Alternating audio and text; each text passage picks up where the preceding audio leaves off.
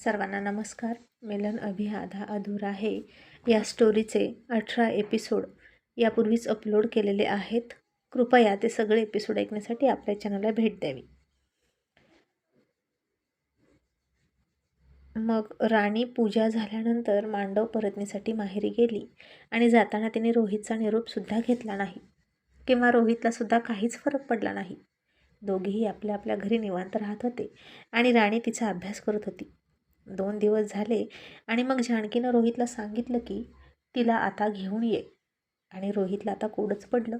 तिला आणली की आता तिला बेडरूममध्ये ठेवावी लागेल आणि काय करायचं, किती अडचण होईल ती रूममध्ये आली तर.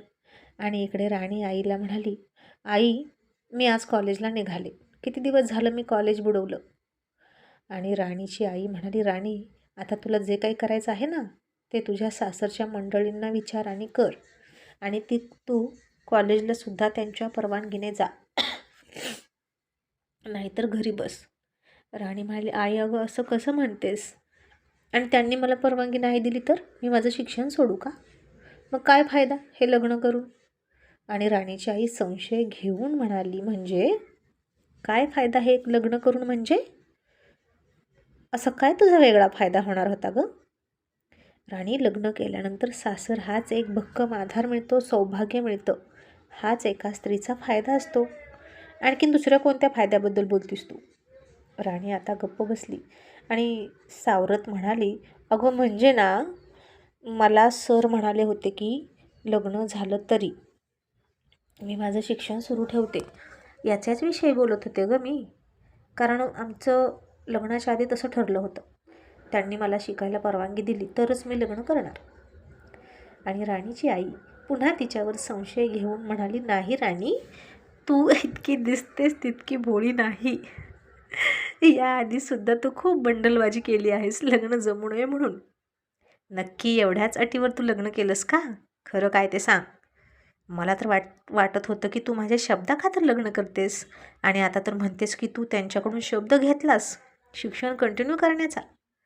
मग आणखीन बरंच काही बोलणं झालं असेल की तुमच्यात. आणि त्या दिवशी, लग्नाच्या दिवशी दार लावून तुम्ही काय बोलत होता? माझ्या लक्षात येत होतं, पण उशीर होत होता तिकडे जायला, म्हणून मी काहीच बोलले नाही आणि त्यानंतर वेळही मिळाला नाही. मग आणखीन काही आहे का जे तुमच्यामध्ये ठरलं आहे? आणि राणी घाबरून म्हणाली, आई अगं असं काहीच नाही. तू असं का संशय घेतेस गं? आता आमचं लग्न झालं ना, आणखीन काय ठरवणार आम्ही? आणि यांच्या घरीसुद्धा सगळं असंच सुरू आहे.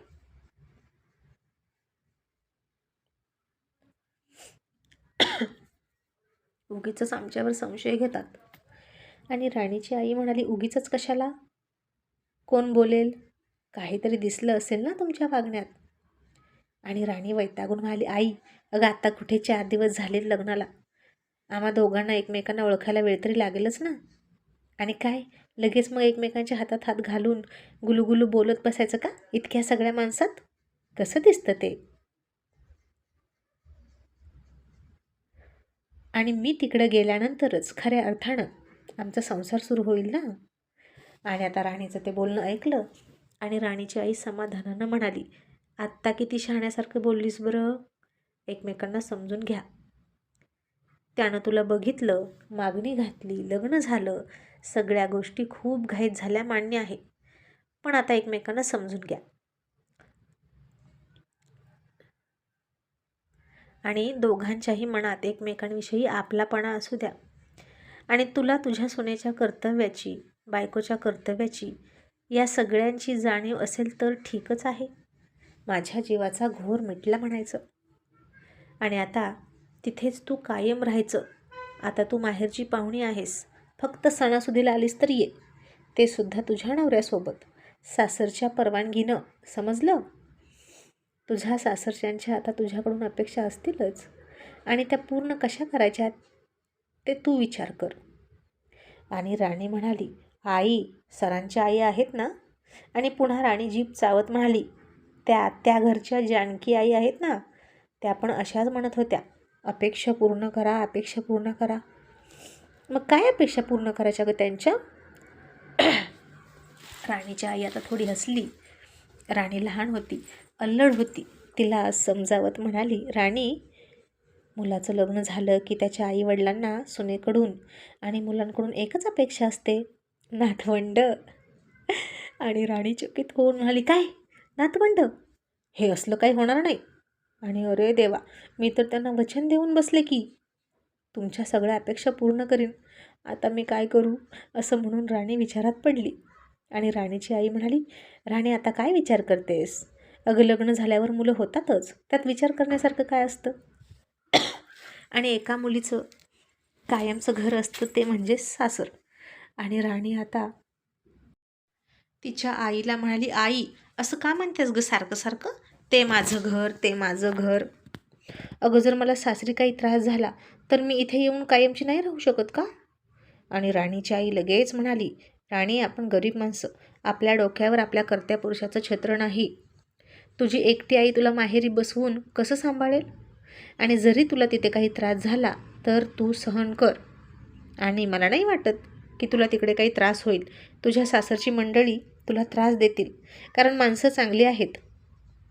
आणि आणखीन एक गोष्ट, जर तू तुझ्या चुकीनं हट्ट करून इथे आलीस ना, तर तुला इथं थारा नाही, एवढं लक्षात ठेव. मी तुझ्या चुकांवर पांघरून घालणार नाही, तुझ्या चुकीची गोष्टींची पाठराखण करणार नाही. आणि हे ऐकलं तसं आता राणी कोड्यात पडली. आता काय करायचं? सरांनी मला टच केला की मी निघून येणार असं मी ठरवले, पण आता आई तर म्हणते इथं यायचंच नाही, मग काय करू? पण त्यांनी टच करून मला करणं हा पण माझा त्रासच आहे ना, असं वाटलं अल्लड राणीला. नवऱ्यानं टच करणं म्हणजे त्रास वाटला तिला. आणि राणी विचारात पडली. आणि इतक्यात तिला रोहितचा फोन आला आणि तो म्हणाला, राणी, तुला घ्यायला गाडी येईल, तू ये. आणि राणी लगेच म्हणाली, सर, तुम्हाला वाटतं का मी तिथे यावं? रोहितसुद्धा लगेच म्हणाला, तुला काय वाटतं की माझी काय इच्छा असेल आणि तुला अजून तिथं राहायचं आहे का? आणि तसं असेल तर आईची परवानगी काढ आणि खुशाल राहा. आणि राणी बारीक तोंड करून म्हणाली, नाही ना, माझ्या मनात असून काय उपयोग? माझी आई मला इथून हाकलून द्यायला बसली आहे आणि माझ्या मनात नाही तरी मला तिथं यावं लागतंय. आणि रोहित चिडून म्हणाला, आणि माझ्या मनात नाही तरी मला तुला घेऊन यावं लागत आहे, कारण इथं माझी आई मला तुला घेऊन ये म्हणून माझ्या मागं लागली आहे. हे सगळे आपला कधी पिच्चा सोडणार आहेत काय माहीत. आता झालं ना लग्न, सगळ्यांच्या नजरा आपल्यावरच आहेत तरीसुद्धा. आणि तू तयार राहा, गाडी येते. इतक्यात राणी म्हणाली, सर, आणि माझ्याकडून जे वचन घेतलं ना आईंनी, ते कसलं घेतलं ते कळलं आहे मला. आणि मी नाही बरं का त्याची अपेक्षा पूर्ण करणार त्यांची, आत्ताच सांगून ठेवते. आणि रोहितला आता कळत नव्हतं की राणी कशाबद्दल बोलते. आणि रोहित तिला ठणकावून म्हणाला, राणी, एकदा वचन दिलं की दिलं, आता तुला आईच्या अपेक्षा पूर्ण कराव्या लागणारच. आणि राणी आता तिच्या बेडवरून उठली आणि भांडणाऱ्या आवेशात म्हणाली, सर, हे बघा, तुम्हाला त्यांच्या अपेक्षा पूर्ण करायच्या तर करा, पण एकटेच करा. मी नाही करणार. रोहित म्हणाला, पण तू वचन का दिलंस मग? आता तुला अपेक्षा पूर्ण कराव्याच लागतील, कारण आमच्या घरात वचनाला खूप महत्त्व आहे. आणि राणी म्हणाली, आणि त्या बॉन्डला, त्याला पण महत्त्व आहे ना? आणि रोहित थोडासा चक्रावून म्हणाला, राणी, त्या बॉन्डचा आणि तुझ्याकडून व्यक्त केलेल्या आईच्या अपेक्षांचा आणि तू दिलेल्या वचनाचा काय संबंध? आणि राणी ठासून म्हणाली, संबंध आहे. नाही कसा? त्या बॉन्डमध्ये असं लिहिलं आहे की तुम्ही मला टच करायचं नाही. आणि आईंनी माझ्याकडून वचन घेतलं आहे की माझ्या अपेक्षा पूर्ण कर. आणि त्यांच्या अपेक्षा म्हणजेच त्यांचं नातवंड, हे मला कळलं आहे. मग आता याचा कुठे मेळ बसतो तुम्ही सांगा, आणि मग मी कसं करू? आणि त्यांची अपेक्षा पूर्ण नाही केली तर त्या ओरडणार, आणि तुम्ही मला टच केलेलं मला नाही जमणार. आणि आता रोहितचं सगळं लक्षात आलं. त्यानं डोक्यावर हात मारून घेतला आणि म्हणाला, ए मुली, तुला कोणी सांगितलं आईच्या अपेक्षा म्हणजे नातवंड? तो खूप पुढचा विषय आहे. सध्या तरी सगळ्यांची मनं जप, घरात व्यवस्थित राहा, सगळ्यांसोबत नीट वाग, सगळ्यांची मनं जपून राहा, कळलं? इतकीच तिची अपेक्षा आहे. आणि हे ऐकलं आणि राणीनं काळजावर हात ठेवला आणि रिलॅक्स होत म्हणाली, असं आहे होय, मग ठीक आहे. आणि रोहित म्हणाला, बावळट कुठली, चल ठेव फोन आणि तयार राहा. तशी राणी फोन ठेवता ठेवता म्हणाली, सर सर आणि माझं कॉलेज, तुम्ही म्हणाला होता मी शिकू शकते. रोहित म्हणाला, हो, मी माझा शब्द मोडणार नाहीच. तू कॉलेज करू शकते, तुझी मर्जी जिथपर्यंत आहे तिथपर्यंत शिकू शकते. आणि राणी पुन्हा म्हणाली, आणि सर मी जर तिथे आले तर तुमच्या रूममध्ये राहील ना, मग मी कुठं झोपायचं, तुमच्या लक्षात आहे ना माझी अट. आणि रोहित म्हणाला, आता बॉन्डवर लिहून दिलं आहे तरी तुझं समाधान नाही का, तुला असं काय वाटतं की मी तुला टच करेन. फॉर काइंड युअर इन्फॉर्मेशन, मी तुझ्यात अजिबात इंटरेस्टेड नाही. मूर्ख कुठली, मलाच लग्न करायचं नव्हतं, पण माझ्या घरच्यांसाठी मी लग्न केलेलं आहे. इतक्या मुली माझ्या मागे लागतात, तू एकदा तरी बघितलंस मी कोणाला नजर उचलून बघितलेलं. याचा अर्थ काय होतो, मला मुली आवडत नाहीत, आय हेट गर्ल्स. आणि जर तसं केलं ना मी, तर तू त्या क्षणी हे घर सोडू शकते, असा रोहित फार वैतागून बोलला. आणि राणी आता वरमली आणि मग म्हणाली, तसं म्हणायचं नव्हतं मला सर, पण पण आता मी थोडंसं माझं बोलणं चेंज केलं तर चालेल का सर. रोहित म्हणाला, आता काय. आणि राणी म्हणाली, अहो आई म्हणते की मला इकडे येऊनच देणार नाही, मग तुम्ही जर मला टच केला तर मग मी कुठं जायचं. रोहित आता चक्रावला आणि म्हणाला, तू बावळट आहेस का गं, सगळं मलाच विचारतेस का, आणि सगळ्यात महत्त्वाची गोष्ट म्हणजे मी तुला टच करणारच नाही. आणि राणी खुश होऊन म्हणाली, म्हणजे मला तिथून कुठेही जायची गरजच नाही, हो ना सर. पण ऐका ना, जर चुकून टच झाला तर मी तिथंच राहील तर चालेल का हो.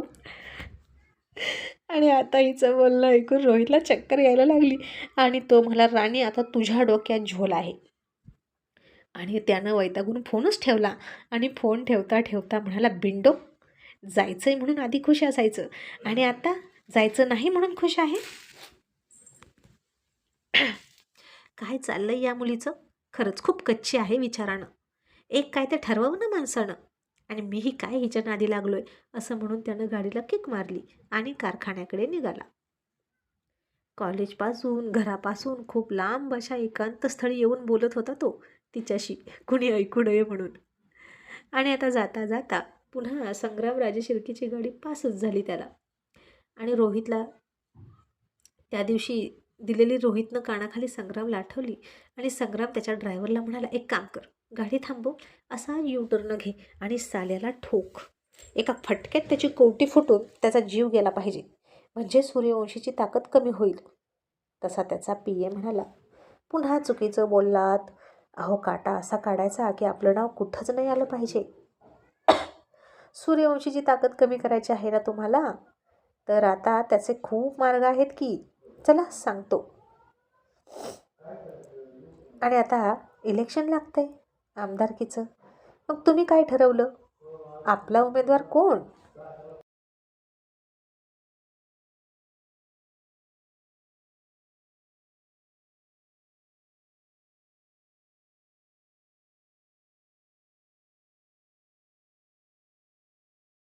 आणि संग्रामराजे शिर्के म्हणाला, यावेळी मी स्वतः उभा राहणार, मलाच आमदार व्हायचं आहे.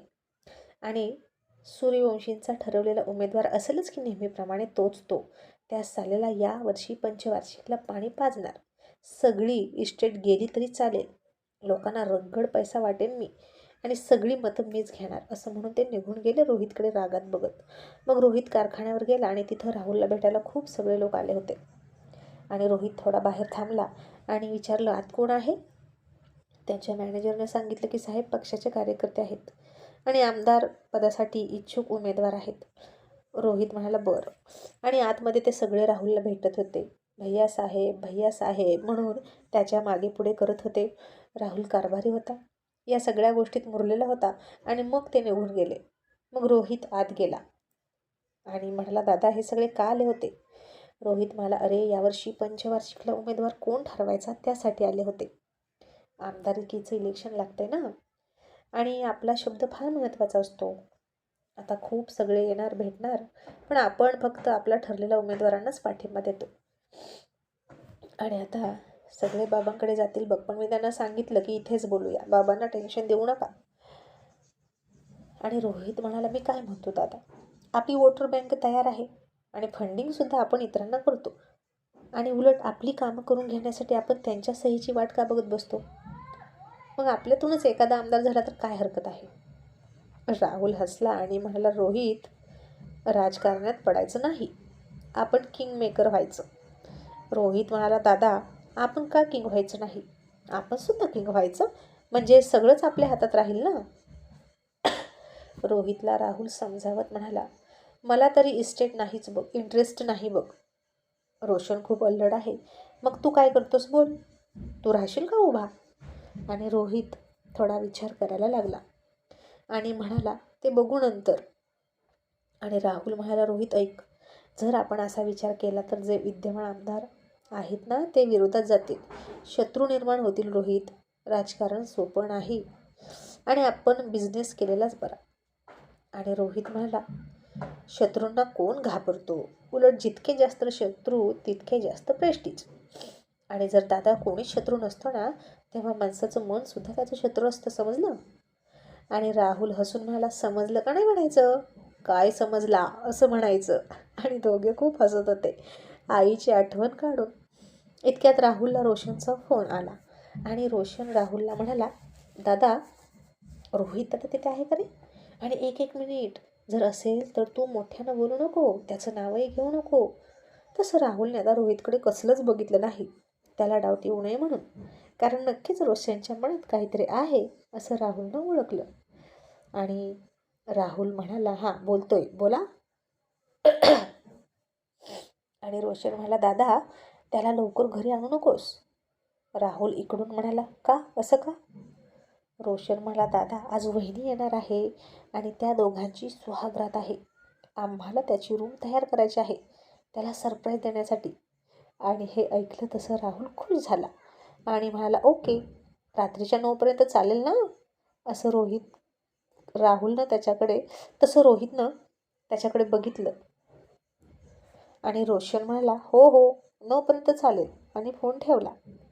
आता इकडे राणीला घ्यायला मोठी गाडी आली आणि पुन्हा तिच्या शेजाऱ्या पाजाऱ्यांनी चकित होऊन बघायला सुरुवात केली.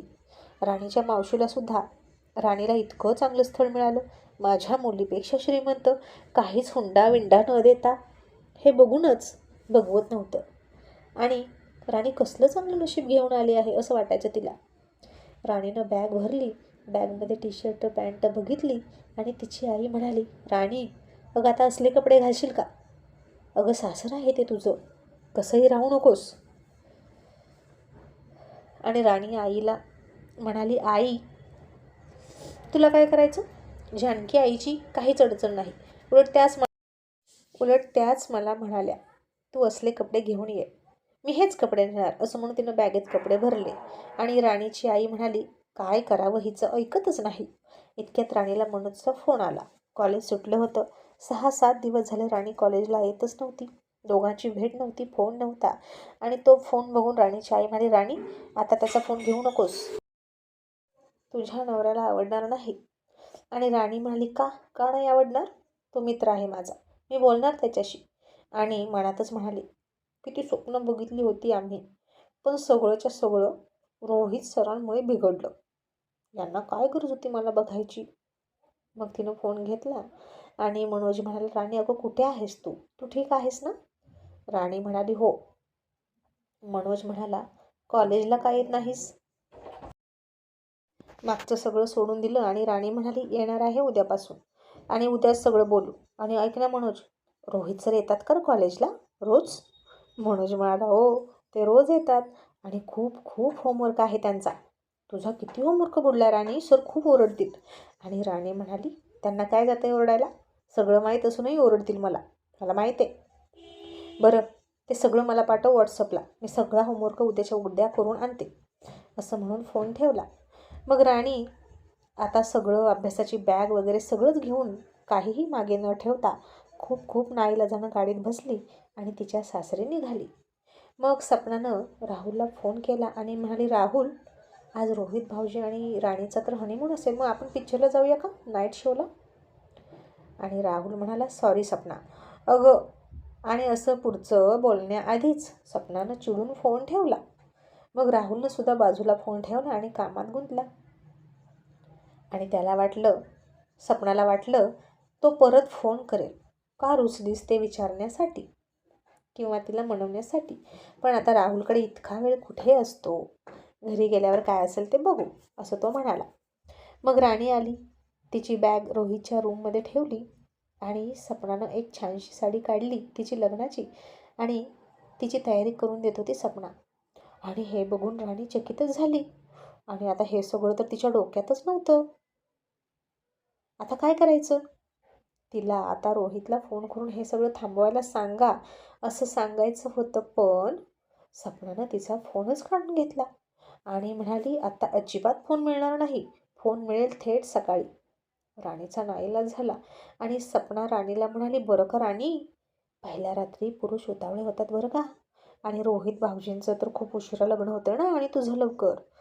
तू लहान आहेस, किती बारीक आहेत, आणि ते असे पैलवानासारखे रोज तासभर व्यायाम करतात आणि दुधाशिवाय बदामाशिवाय खात पित नाहीत, तर ते पहिल्या रात्री कसे वागू शकतील काही सांगता येत नाही.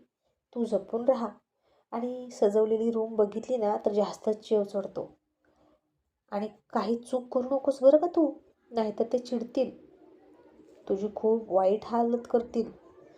तशी राणी घाबरायची आणि आता ते काय करतील, नक्की कसे करतील असं तिच्या मनात आलं आणि तिच्या डोळ्यात काळजी दाटली. ते बघून सपनाला मजा वाटायची आणि राणी मनात म्हणाली, पण ते मला टच करणार नाहीत असं मी लिहून घेतलं त्यांच्याकडून. पण मला असं सजलेलं धजलेलं तो सजवलेला रूम बघितल्यावर त्यांच्या अंगात सैतान आला तर, असं वाटून राणी घाबरली. आणि सपनाला आता तेच हवं होतं. घाबरून राणीनं काहीतरी चूक करावी, रोहितनं तिला ओरडावं आणि दोघात दुरावा यावा. आणि आता इकडे रोशन फुल तयारीत होता रोहितची रूम सजवायची म्हणून, कारण आज त्यांची लग्नानंतरची पहिली रात्र होती आणि या रात्रीची राणीला कल्पना होती, पण आता रोहितला काहीच कल्पना नव्हती आणि त्याला कोणी कल्पनासुद्धा देणार नव्हतं. त्याच्यासाठी हे सरप्राईज होतं आणि आणखी बरेच असे सरप्राईजेस बॉक्स तयार करून ठेवले होते रोशननं, थोडा आगाऊपणा करून त्यांच्या रूममध्ये.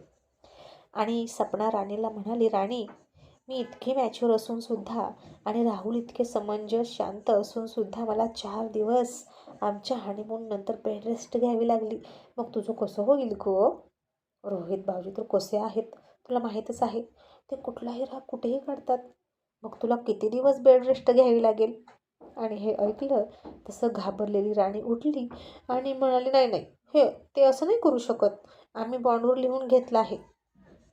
आणि पुढे पुढे बोलता बोलता राणी थांबली आणि सपनानं लगेच कान टवकारले आणि म्हणाली, बॉन्ड? कसला बॉन्ड राणी? आणि राणी आता घाबरली.